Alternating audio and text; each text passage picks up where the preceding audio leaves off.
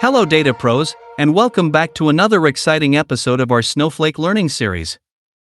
In our previous videos, we've thoroughly explored the 3 layers of Snowflake, covering all the key concepts you must understand to master Snowflake.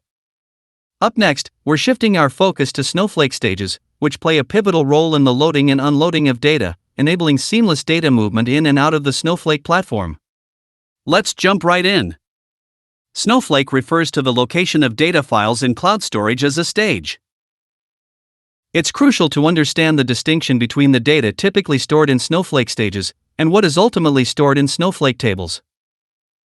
The data ingestion process into Snowflake typically consists of 2 steps. Initially, raw data files such as CSV, XML, and JSON are put into Snowflake stages.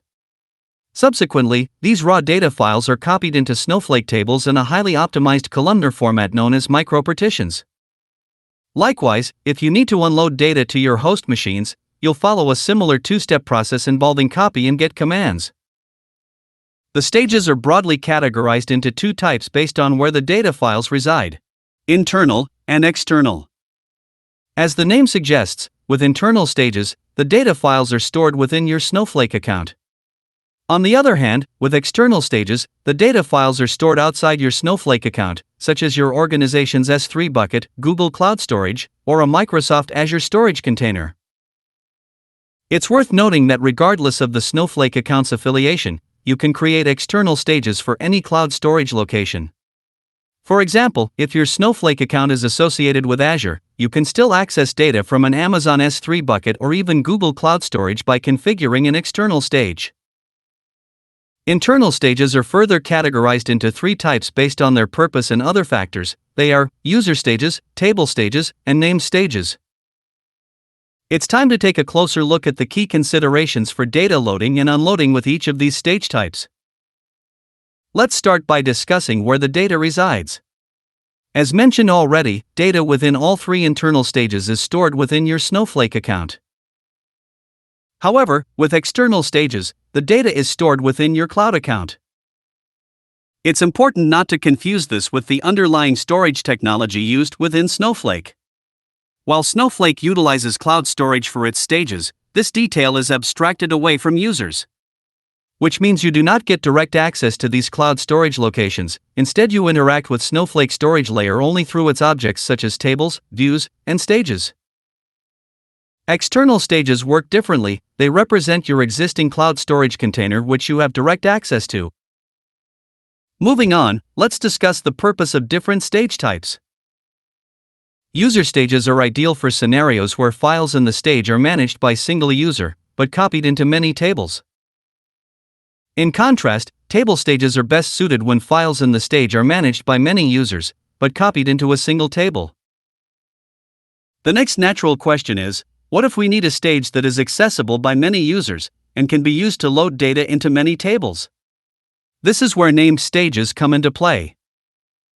Both internal and external named stages support multiple users, as well as multiple tables. However, external named stages are purposely designed for loading the data residing in external cloud storage locations, such as S3 buckets. External named stages act as named references to the data available outside your Snowflake account. The next key distinction is how these stages are created and managed.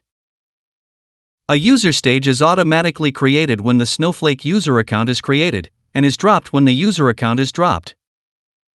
Consequently, the data in the stage gets purged. Similarly, a table stage is automatically created when the table is created, and is dropped when the table is dropped, resulting in the purging of the data or files in the stage as well. On the other hand, both internal and external named stages are explicitly created using the createStage DDL statement. Moving forward, let's understand how these stages are referenced within your Snowflake commands or statements. We reference the user stage using its symbol followed by the tilde symbol. This implicitly refers to the stage location of the current logged-in user. Table stages are referenced using @ followed by the table name. Lastly, both internal and external named stages are simply referenced with @ followed by the stage name. Please take a look at the list command provided for each. When executed, these commands will list the files present in the respective stages. Next up, let's discuss access rights. The user stage is only accessible to the user, and access cannot be granted to other users or revoked from current user. Access to the table stage is tightly coupled with the underlying table. To access the table stage, one must be on a role that has ownership privilege on the table. On the other hand, both internal and external name stages are securable objects, which means you can indeed grant as well as revoke access to these stages. Moving further to storage costs, for all internal stages, Snowflake charges a flat rate per terabyte of your stored data.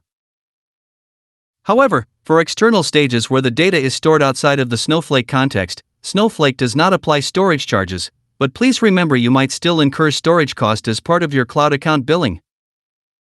Lastly, the data movement. When you need to copy files between your internal stages in your local machine or on-premises server, you must first set up the SnowSQL command line tool on your local machine or server, and then use put and get commands as needed. However, please note that these commands are not supported for external stages.